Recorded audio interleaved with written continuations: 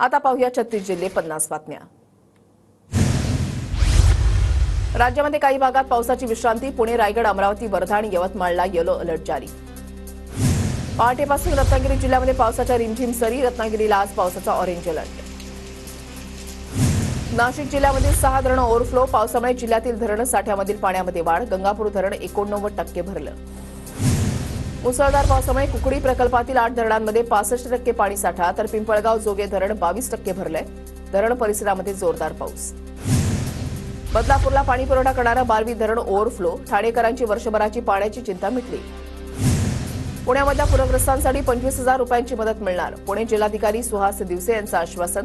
तर पूरस्थितीला कारणीभूत ठरणारी अतिक्रमण देखील काढण्यात येणार। एप्रिल ते जुलैमध्ये भारतातील कांद्याची निर्यात 2.6 लाख टनच। केंद्राच्या निर्बंधाचा कांदा उत्पादक शेतकऱ्यांना फटका।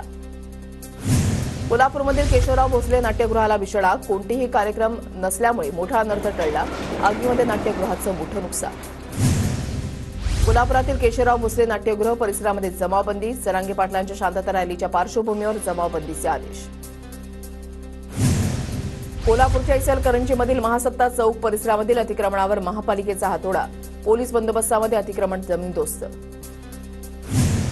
पुणे शहरामधील अतिक्रमणांवरून पुणे पोलीस आयुक्त आक्रमक। शहरातील मुख्य रस्त्यांवरचे अतिक्रमण हटवण्यासाठी पोलीस आयुक्तांचे महापालिका आयुक्तांना पत्र। मुंबई गोवानंतर अवघ्या 6 तासांमध्ये पूर्ण होणार। MSRDकडून कोकण द्रुतगती महामार्गाचे नियोजन। कोकण एक्सप्रेसवे लवकरच प्रवाशांच्या सेवेमध्ये येणार। रिंग रोडसाठी लवकरात लवकर भूसंपादन करण्याचे पुणे जिल्हाधिकाऱ्यांचे आदेश। आतापर्यंत रिंग रोडसाठी 1000 हेक्टर भूसंपादन, तर रिंग रोडसाठी जवळपास 1700 हेक्टर भूसंपादनाची आवश्यकता। प्रवाशांच्या तिकिटांचे पैसे खिशामध्ये घालणाऱ्या पुणे PMPMLच्या 8 कर्मचाऱ्यांचं निलंबन। प्रवाशांसोबत गैरवर्तन करणं, पैशांचा अपहार करणं या प्रकरणी 7 वाहक तर एका चालकावर कारवाई। 1 वर्षानंतर पुणे मेट्रो सेवेच्या प्रवासी संख्येमध्ये लक्षणीय वाढ। 1 जुलै ते 31 जुलै दरम्यान 31,20,000 जणांचा प्रवास। मेट्रोला 4,98,00,000चं उत्पन्न। एसटी महामंडळाच्या नागपुरातील ताफ्यामध्ये 15 ई बस दाखल होणार। बसची ट्रायल सुरू। इमामबादा आगारामध्ये चार्जिंग स्टेशनची व्यवस्था। गणपतीमध्ये कोकणामध्ये जाण्यासाठी पुणे रेल्वे स्थानकातून विशेष रेल्वे गाड्यांचं नियोजन। गणेश भक्तांच्या सोयीसाठी 222 गणपती विशेष रेल्वे गाड्या असणार।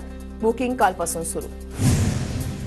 नाशिकमध्ये 72,000 शिधापत्रिकाधारकांचं धान्य वाटप संथ गतीनं। सर्व्हर डाऊन असल्यामुळे नागरिकांची तारांबळ।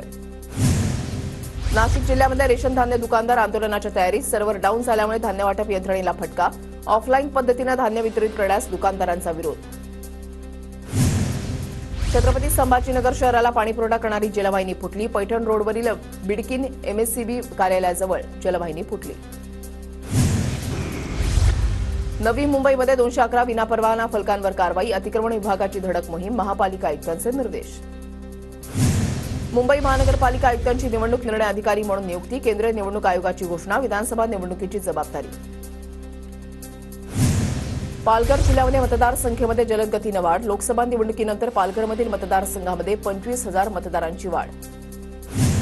मुंबईतील खड्ड्यांमुळे 30 अभियंत्यांना काढेदाखल नोटीस। पालिकेकडून पुन्हा खड्डे बुजवण्याच्या कामाला सुरुवात।